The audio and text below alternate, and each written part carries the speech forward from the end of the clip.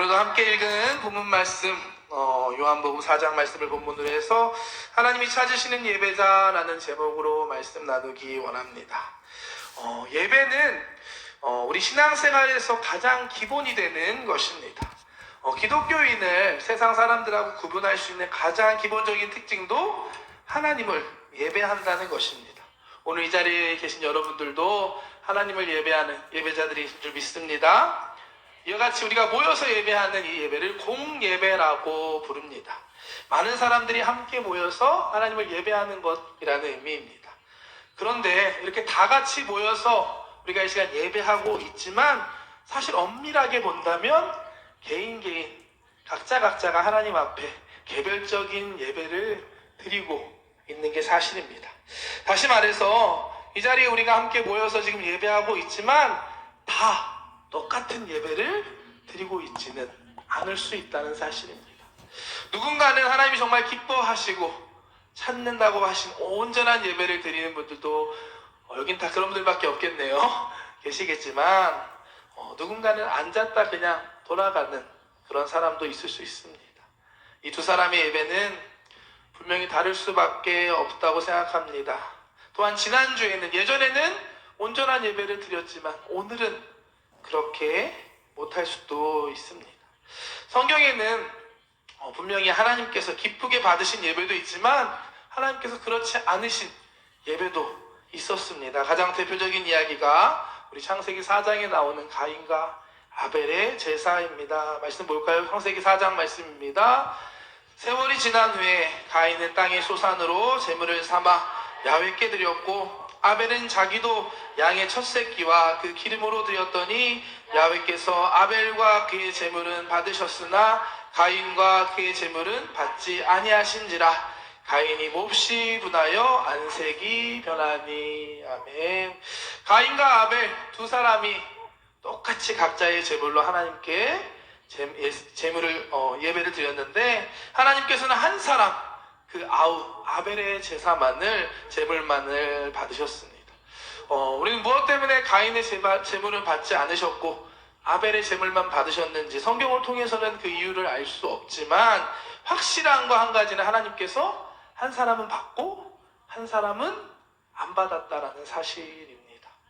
다 함께 예배 드렸는데 똑같이 하나님께 제물을 드렸는데 만약에 내가 드리는 예배가 우리가 드리는 예배가 하나님 응답하시지 않는 예배라면 그것처럼 안타까운 것은 없을 것입니다. 오늘 함께 예배하는 저와 여러분들의 예배가 우리 모두의 예배가 하나님이 기뻐 받으시는 예배가 되시기를 축복합니다. 아멘. 그렇다면 하나님이 기뻐 받으시는 예배는 과연 어떤 예배일까요? 오늘 본문 말씀 요한복음 4장은 잘 아시는 예수님과 사마리아 여인과의 대화 장면입니다. 어느 날 예수님께서는 이 사마리아 여인을 찾아오셨습니다. 성경에 보면 이름도 나오지 않아요. 누군지도 모르는 그냥 사마리아 여인이었습니다. 이 여인은 남편이 5명이나 있었고 또 사연도 있었고 상처도 많았던 사람이었습니다. 그래서 사람들 만나기 싫어서 가장 더운 정오에 우물가에 물을 뜨러 올 수밖에 없었던 그런 불쌍한 여인이었습니다.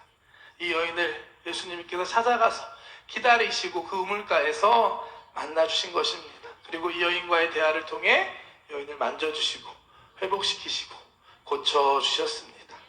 오늘 이 자리가 저와 여러분들에게 그 우물가 같은 자리가 되시길 축복합니다.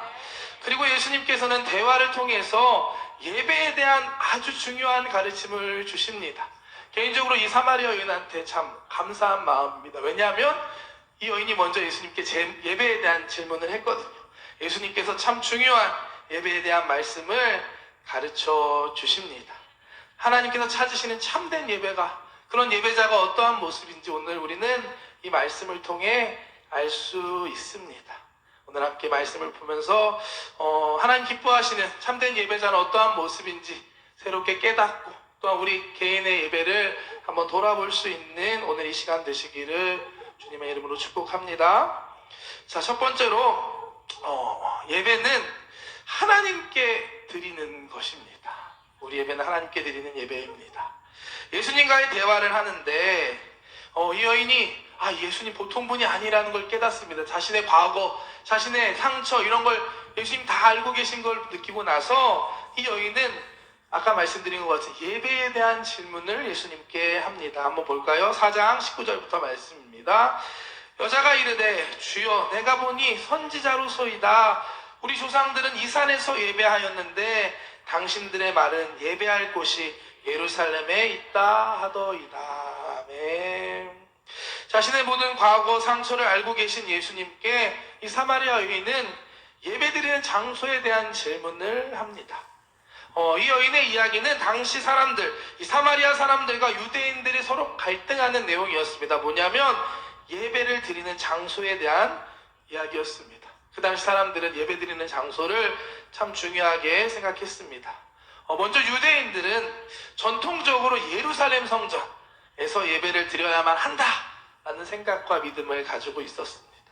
구약의 솔로몬에서부터 시작된 솔로몬 성전에서부터 이어져 내려온 예배에 대한 전통적인 입장과 생각이었습니다. 하지만 사마리아 사람들은 이제 이스라엘이 역사적으로 남유다와 북이스라엘로 두 개로 나눠지게 됩니다. 그때 이제 북쪽에 살고 있는 사람들이 남쪽에 있는 예루살렘으로 가서 예배할 수 없게 되자 북이스라엘에 자신들만이 예배할 곳을 따로 만듭니다. 그리심산이라는 산에 제단을 만들고 그곳에서 예루살렘에서가 아닌 별도의 예배를 드리기 시작했었습니다. 이와 같은 역사가 이어져서 사마리아 사람들은 그 당시에도 예루살렘이 아닌 다른 산에서 예배를 드리고 있었습니다. 이와 같은 예배 장소의 차이로 인해 유대인과 사마리아인들이 갈등하고 있는 상황이었습니다. 자신들의 역사, 전통, 방법들을 고집하면서 예배 장소가 어디인지 중요하게 여기고 서로 갈등하고 있었습니다. 하지만 오늘 말씀에서 보면 예수님께서는 장소가 중요한 게 아니다. 정말 중요한 것은 예배를 받으시는 분, 그분을 바로 알고 그분께 예배하는 것이다 라고 새로운 예배의 기준에 대해서 가르쳐 주십니다. 말씀 보겠습니다. 21절 말씀인데요. 함께 볼까요? 예수께서 이르시되 여자여 내 말을 믿으라. 이 산에서도 말고 예루살렘에서도 말고 너희가 아버지께 예배할 때가 이르니라. 이 산도 아니고 예루살렘도 아니고 아버지께 예배할 때가 올 것이다 라고 말씀하십니다. 장소 같은 형식이 중요한 게 아니라 진짜 중요한 거, 예배드리는 대상이 누구인지 하나님께 예배하는 것이 중요하다라고 말씀하고 계신 겁니다. 예배를 받으시는 대상이 참 중요합니다. 여러분 이 시간 예배하고 계신데 여러분들의 예배의 대상은 누구신가요? 하나님이시죠? 아멘. 우리는 예배 받으시는 분, 우리 예배를 받으시는 분은 한 분 하나님이심을 믿습니다.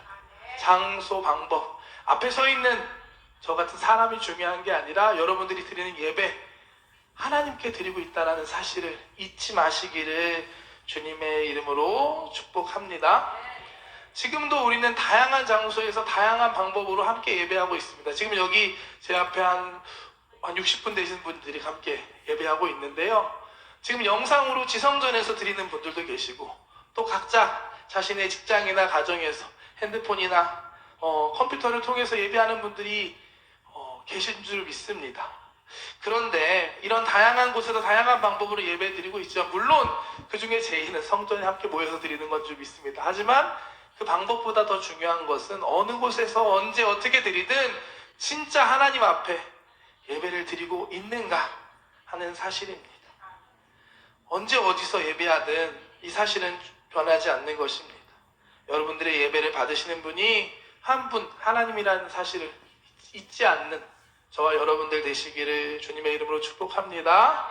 왜 당연한 얘기를 하고 있나 그렇게 생각하고 계시는 것 같은데 사실은 오늘 이 말씀을 여러분과 나누는 것은 최근에 하나님께서 저에게 주신 깨달음이 있기 때문입니다. 사실은 저의 부끄러운 모습이기도 한데요.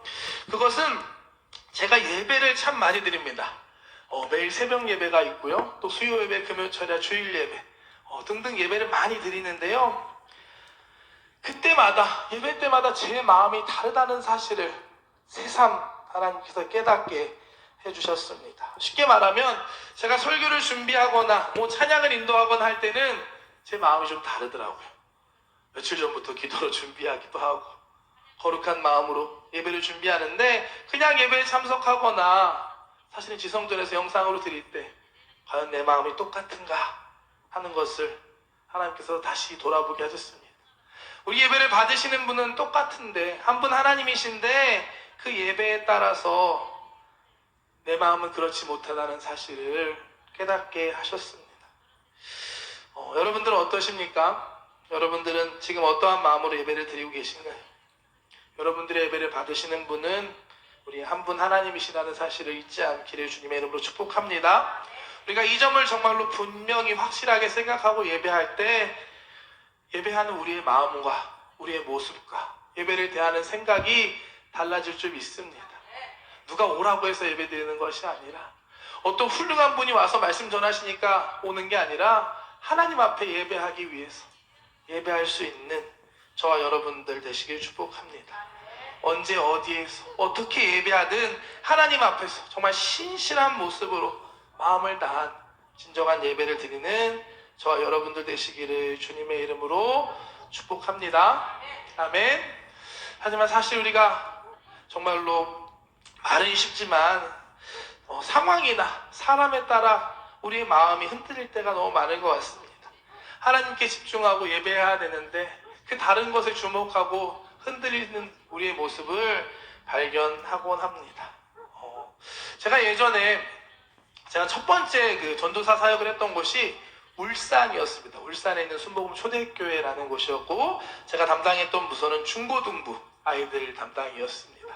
그때 여름에 수련회를 준비하는데 우리 아이들과 어디로 가서 어떻게 수련회하면 좋을까 막 제가 이렇게 찾아보는데 한 연합 수련회를 제가 발견하게 됐습니다. 보니까 이게 중고등부 아이들을 전문으로 하는 그런 사역팀에서 하는 수련회였습니다. 제가 보니까 이 프로그램도 참 좋아 보이고 아이들의 눈높이에 맞춰서 잘 돼 있고 또 예배하는 영상들도 봤는데 은혜로 보였습니다. 그래서 너무 좋다. 그래서 그 당시 담임 목사님에 가서 보여드리고 설득해서 아이들을 데리고 꽤 멀리 갔습니다. 울산에서 경기도까지 올라갔으니까 그 아이들을 데리고 제가 그 수련회에 참석했었습니다. 근데 수련회 장소에 도착해서 보니까 이 접수할 때부터 느낌이 조금 이상한 거예요. 뭐냐면 접수하는데 웅성웅성 막 싸우는 소리도 들리는 것 같고 이상하다 이게 왜 이러지? 라는 생각을 했습니다. 이 접수를 마치고 개회 예배 장소에 딱 들어갔는데 이유를 알겠더라고요. 왜냐면 제가 영상과 사진에서 봤던 것과 너무 다른 상황이었습니다. 예전에 보면 그 대학교에서 하는 거였는데 공연장 같은 이 멋진 무대가 있고 조명이 있는 곳에서 이렇게 예배드리기 좋은 곳에서 예배를 드렸는데 제가 가서 보니까 그냥 지하실 같은데 넓은 공간에 바닥에 돗자리 하나 깔려있는 은박지 돗자리가 깔려있는 모습이었습니다. 숙소는 더 상황이 안 좋았어요. 숙소 가보니까 한여름에 하는 수련회인데 에어컨이 없었습니다. 에어컨이 없는 상황에서 선풍기 하나 딱 있는 아주 열악한 오래된 기숙사가 숙소였습니다. 이게 어떻게 된 건지 제가 확인해 보니까 원래 예년에 쭉 하던 곳이 있었는데 그게 뭔가 서로 계약이 잘못된 거예요.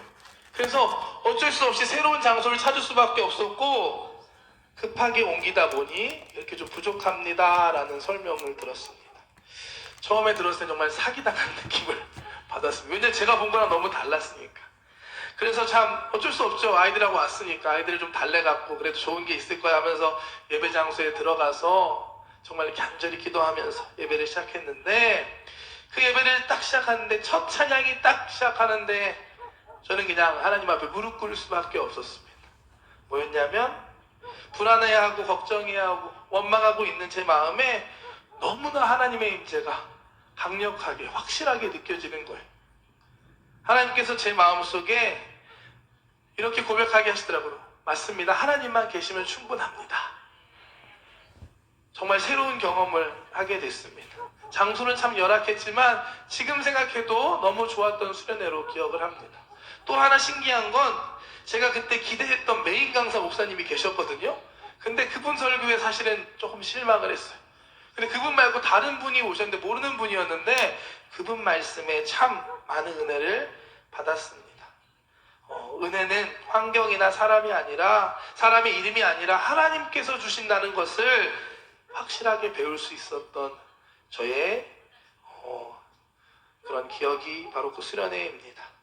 우리 예배 대상은 하나님이십니다. 아멘. 하나님을 기대하고 하나님을 예배하는 여러분들께 하나님께서 예배 가운데 은혜를 주시고 함께해 주실 줄 믿습니다.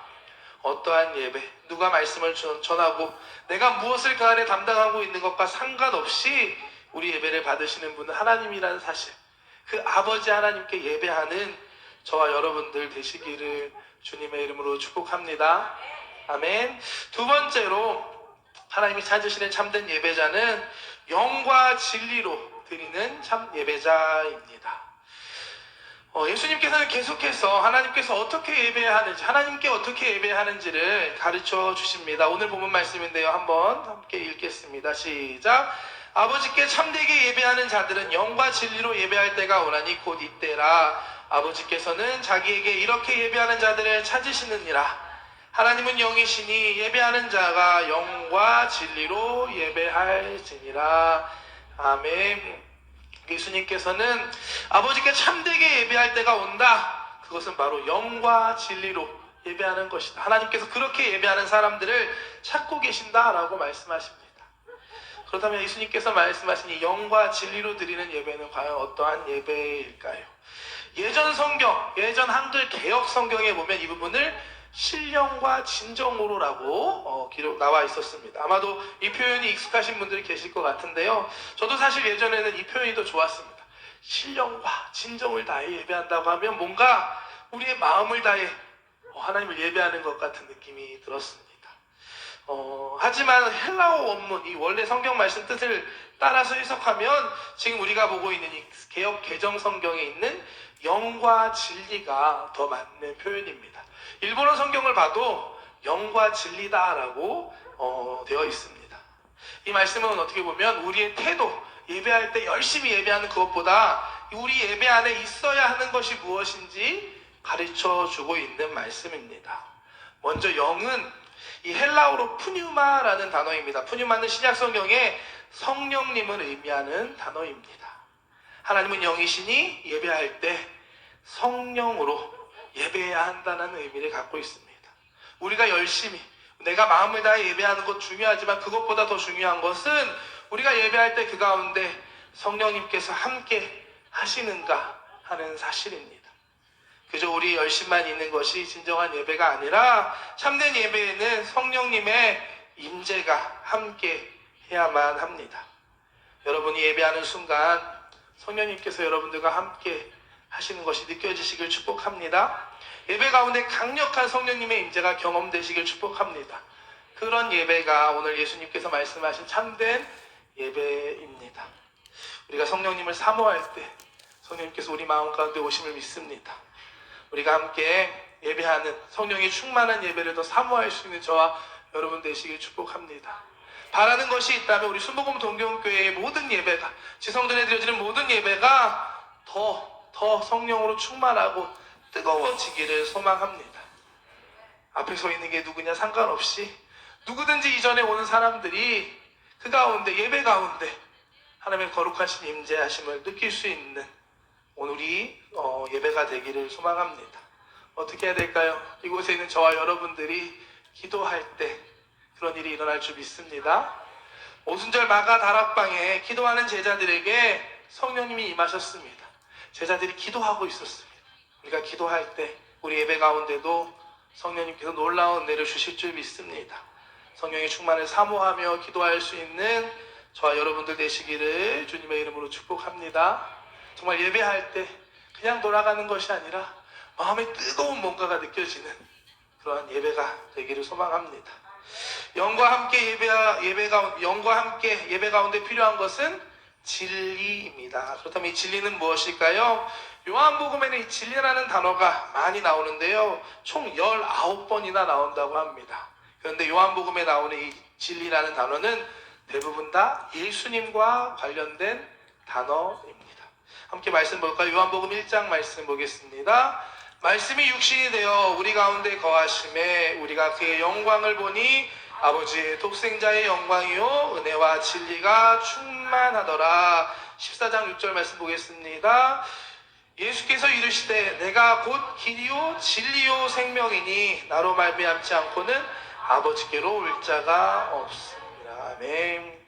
우리가 영과 진리로 예배하라는 것은 성령 충만함과 동시에 예수님이 우리 예배 안에, 진리이신 예수님이 우리 예배 안에 계셔야 한다는 것을 의미합니다.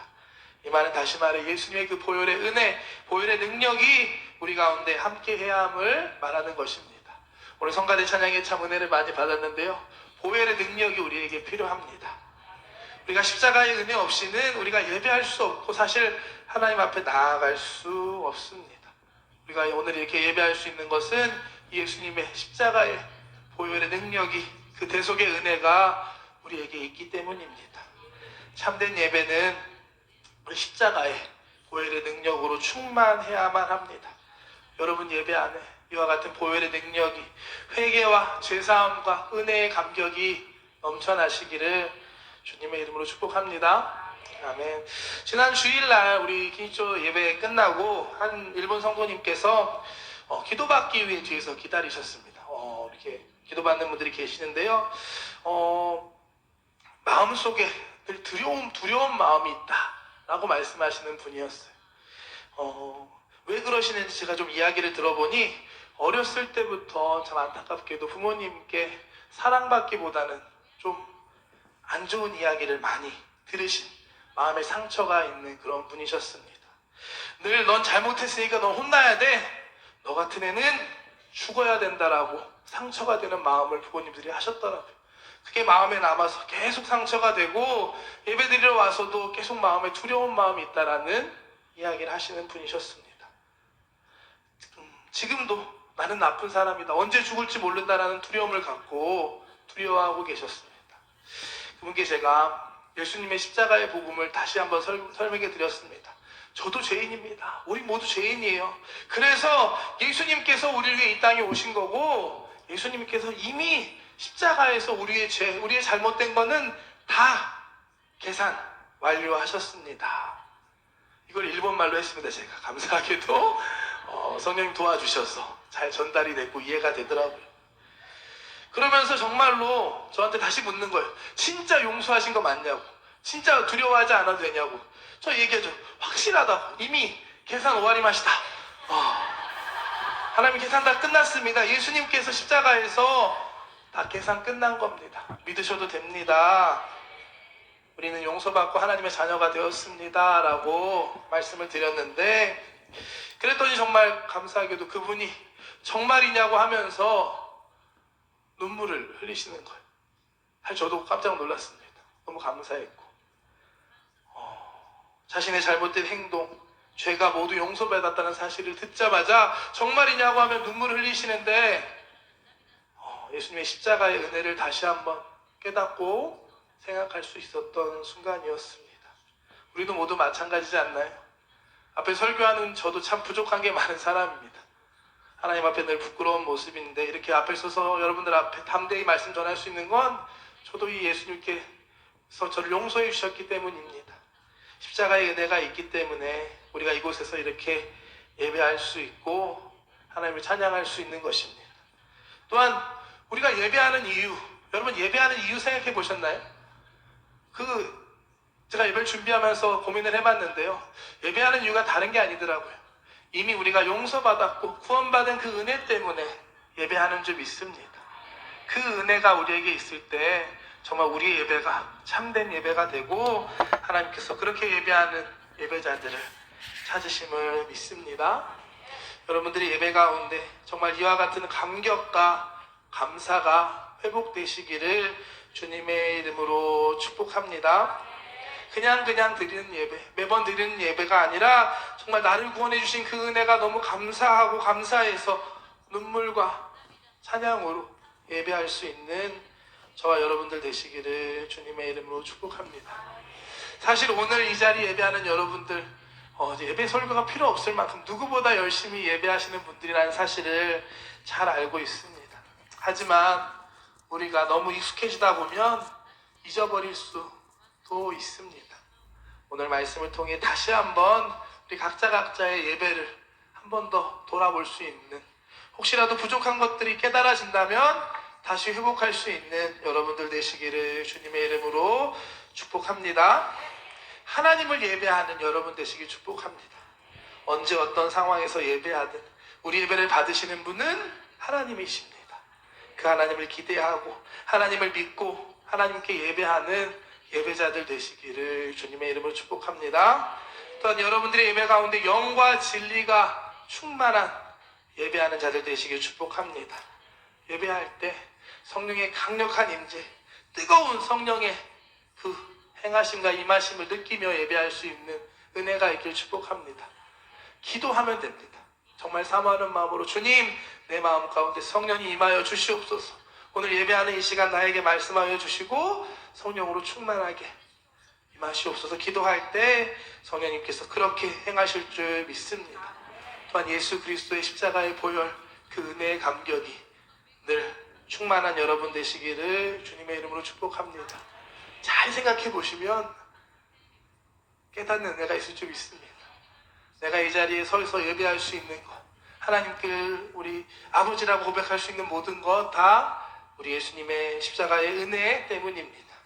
용서받은 그 은혜, 구원받은 그 은혜, 하나님의 자녀가 된 그 은혜를 잊지 말고 그 은혜에 힘입어 예배할 수 있는 저와 여러분 되시기를 축복합니다. 이렇게 예배하는 예배자들을 지금도 하나님께서 찾고 계심을 믿습니다.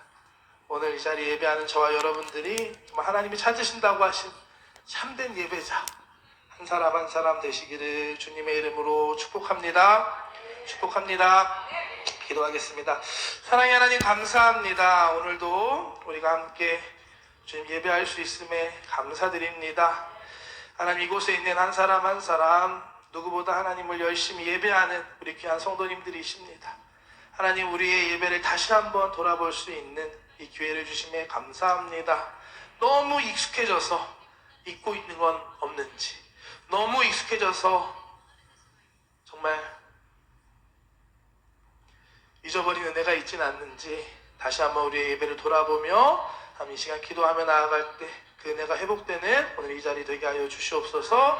감사드리며 예수님의 이름으로 기도드렸습니다. 아멘.